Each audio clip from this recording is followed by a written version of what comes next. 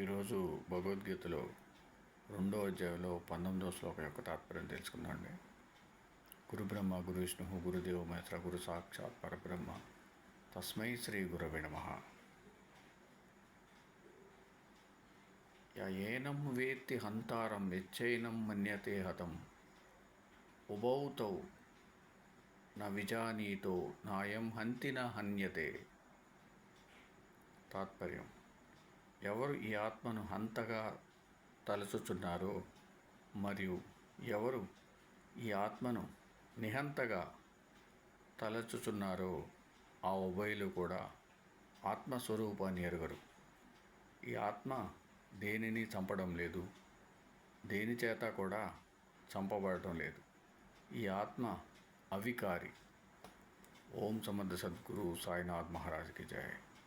ओम समर्थ सद्गुरु भरद्वाज महाराज की जय. ओम नमो वासुदेवाय नमः.